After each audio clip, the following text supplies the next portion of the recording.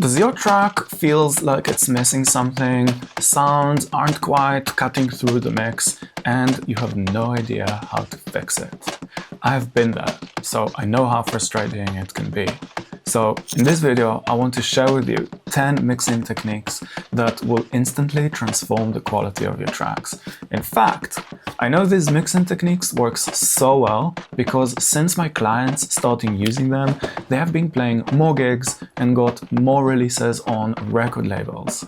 I also made a mixing spreadsheet, which you can download for free below this video so you can follow along when you're mixing. The first 3 tips are going to change the way you mix forever. And tip number 1 is the most important of them all. Think of mixing music like cooking a complex meal. If you're cooking without the recipe, you can only guess how much seasoning and how much sauce to add, but the end result might taste bland or way too salty. But if you have the recipe, you know exactly how to cook the meal. Yes, it might not turn out perfect, but with some practice, you can get amazing results. The recipe in this analogy is your reference track. All of my clients started using reference track after joining Start to Finish and saw a dramatic improvement in every part of the track. There are many ways you can use reference tracks, which can help you finish tracks faster, but it is especially important for mixing. So you need to start by choosing a track with the same vibe, key and BPM, or at least something very similar. For comparing my track to the reference, I use a plugin called Reference. It's affordable and most importantly, it saves you hours in the mixing process because it matches the volume of the reference track to your track. So if your track is significantly quieter than the reference, you don't need to worry about adjusting levels. The little green dots moving up or down tell you exactly how punchy your track compared to the reference. If the dots are moving away from the center, then you need to compress your track. And you can easily solo, for example, the low frequencies, so you can listen just to the bass, or the high frequencies to listen to the hi-hats. And you will see how this comes handy later in the video. So tip number 1 is using a reference track. Tip number 2, get a decent pair of studio headphones with a flat frequency response. Using normal headphones while producing is like baking a cake with a scale that secretly subtracts 20 grams when measuring sugar. So your cake turns out to be really sweet. Most consumer headphone brands boost certain frequencies, which can mislead you to make inaccurate decisions when mixing. Studio headphones sound kind of shit because of the flat frequency response. But if you can get your mix sounding good on these headphones, they will sound good everywhere. So tip number 2 is get a decent pair of studio headphones. Tip number 3. So back to our cooking analogy. First, you will prepare the steak, and only then you will put a little leaf of parsley on top, right? You can't do it the other way around. Same goes for mixing. Don't mix your effects and ear candy before you have mixed the main elements of your track. So ask yourself this: what is the most important element of your track? If it's pop music, probably the vocals. If you make rock music, I would say mix the guitars first. If you make dance music, which is what I do, you will mix the kick and bass first.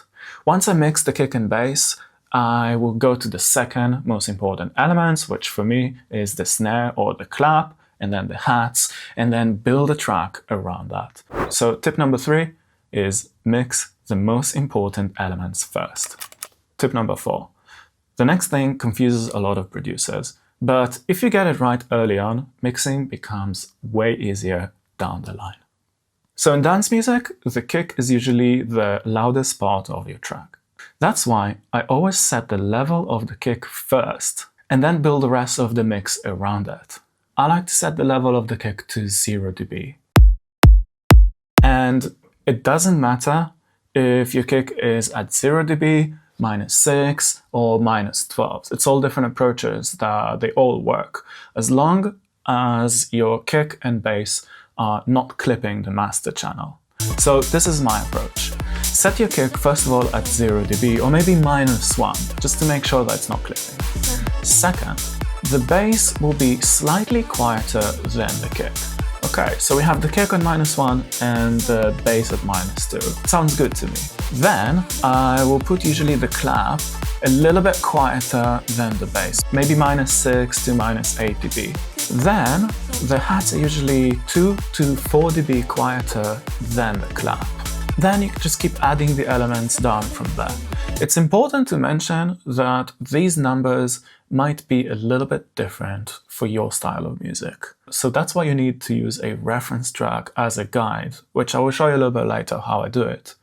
Once the track is done, all I do is I just drop the gain to -6 dB with a utility plugin, so the mastering engineer have some headroom to work with.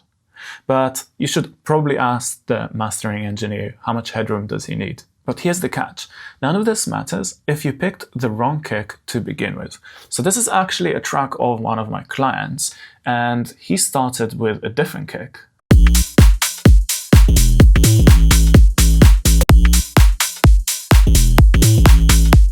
I do have a video on my channel which shows you the 5-step systems for choosing the perfect kick for your track, and you can watch it somewhere there. So tip number 4 is set your levels early. Tip number 5. One of the main reasons why your mix doesn't sound polished, and I see this with almost every track I receive for feedback, is because the transients in your track are out of control. The reason you want the transients to be under control is that you can make the track louder. If you had a lot of peaks, they take a lot of space and you can't push everything to make it as loud as possible. And if your ears are not trained, then detecting sharp transients is very difficult. The most common example of this is when the snare is layered with a kick, which happens in most genres of electronic music. You can actually see how the kick and the snare are clipping a little bit on the oscilloscope.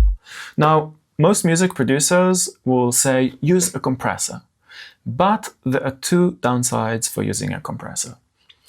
First of all, it takes a little bit time to set up. When you're mixing, you're constantly solving problems. So if you can find a quicker way of doing something, you will maintain your flow state. This is the most desirable state for creativity, and the mental aspect of music production is something I cover extensively in my program. And that's what really helps my clients finish tracks consistently without ever getting stuck. The second problem with using a compressor is that most beginners, and even some intermediate producers, just don't know how to use it properly. So let me show you a quicker and more efficient way to control the transients in your mix. Let's go to a clap, and what I will do is I'm going to add a clipper. I'm going to use Crispy Clip, and this also has a free version which is called Crispy Clip Lite. But for the sake of this example, and so you can actually see on the analyzer what's happening, we will use the more expensive version. So this is really simple. Let's play it.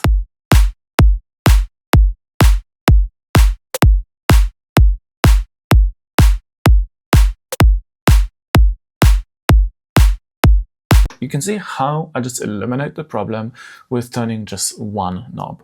And then we can even add a little bit of gain back.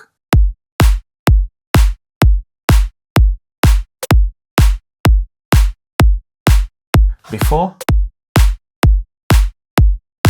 and after. We got rid of that spike, and if you look at the meter right here, you will see that we actually saved a lot of headroom.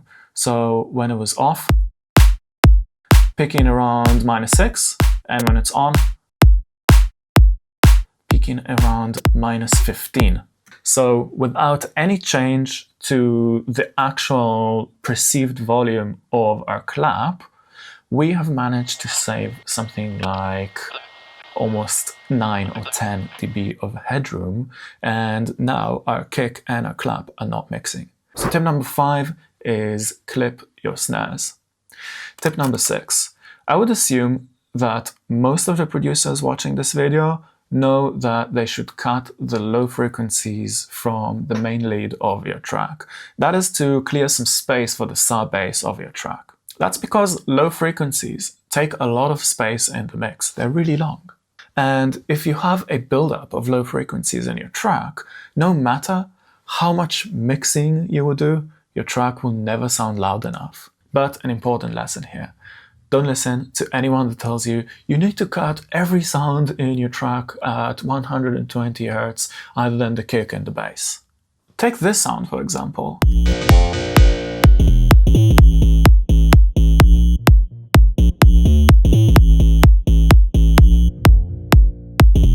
We can cut this one at 130 Hz. And then listen to the vocal, for example.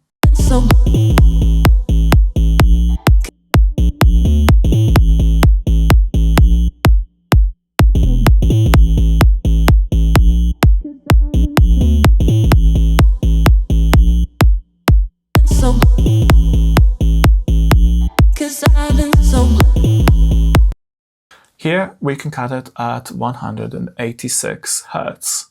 But did you know that there are some unexpected elements in your track that have low frequencies? And the surprising thing is that you can't even hear those low frequencies. And that's probably one of the reasons why you are finding it difficult to get your track to a professional level. Take this hi-hat, for example. Look how much low frequencies it has. Around 400 Hz we can cut it. I like to cut the hi-hats a little bit more. We can probably get away with cutting it at around 600 Hz. Before the EQ and after. If you're not wearing headphones or have a treated studio with good speakers, you find it difficult to hear the actual difference. So tip number 6 is remove low frequencies from high-end elements such as hi-hats. Tip number 7. Our ears can be very misleading. Which sound feels louder to you? This one? Or this one? Obviously the first one sounds louder, right? It's because our ears perceive stereo sounds as louder. So on my master channel, I always have a utility plugin with a keyboard shortcut so I can switch the mix to mono. So why this is so important? Most people will listen to your mix on a Bluetooth speaker or on the phone or in the club. And those systems tend to be a mono systems. So what should we do in this case? Let's listen to the entire mix in stereo and then in mono.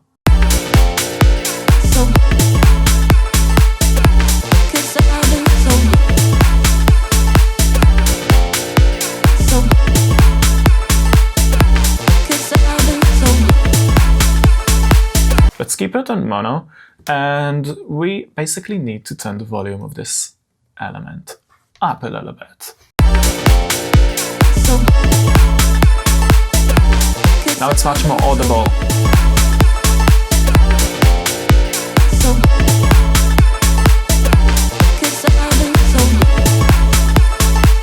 Tip number 7 is mix in mono. Tip number 8. There is another reason why sometimes your mix sounds messy compared to a professional sounding track. Reverbs take an enormous amount of space, and if you're not careful, they can really make your track feel cluttered. A big part of keeping the sounds in your track tight and clean is about EQing the reverbs. All my clients have been shaving hours off the mixing process just by using my 5-step reverb system, which I teach in my program. So part of it is EQing the reverbs. Let me show you how to do that. So I want to add a reverb onto my clap. This reverb doesn't have an EQ on it, so it sounds maybe too bright and too big. The reverb takes a lot of space. So every reverb plugin has a low dump and a high dump, which is basically like an EQ.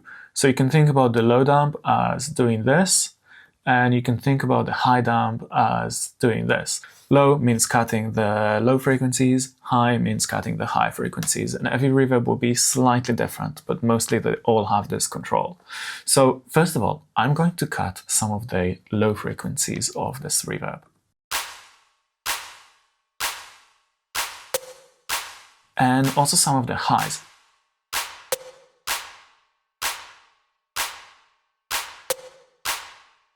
Notice how it sounds much more lush. Before it was like this. After. In the context of the mix. Let's turn it off.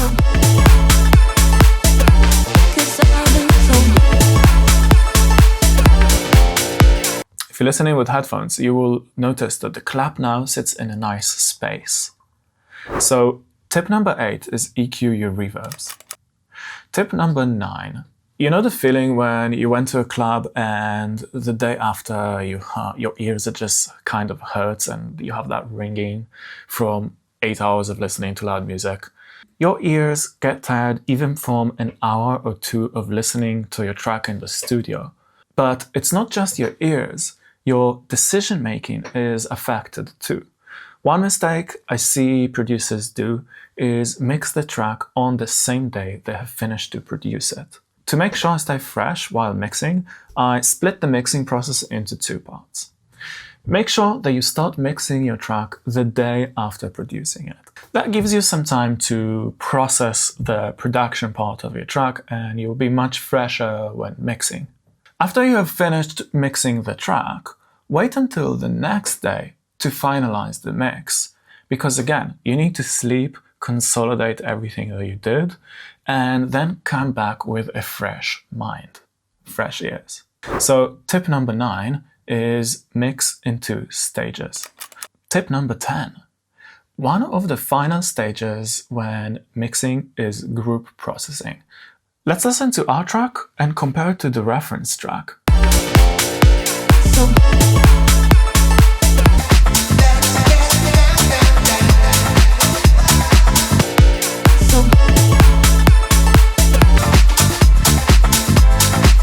So the one thing that we can notice is that in the high frequencies, our track is much quieter.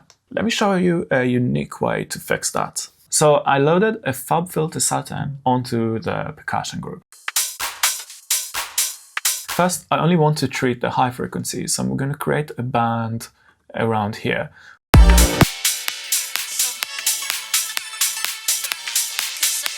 And you can see that we're missing quite a lot of frequencies there. So first of all, let's make our track a little bit louder. You can see how that helps to bring the frequencies up a little bit. Let's compare it to the reference.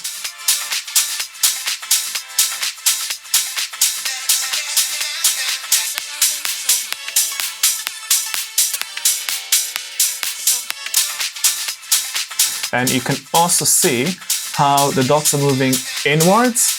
That means that our track needs to be less compressed. That's why I like to use Fab Filter Saturn, because I have this knob, which is the dynamics. So I can reduce the dynamics a little bit of our higher frequencies.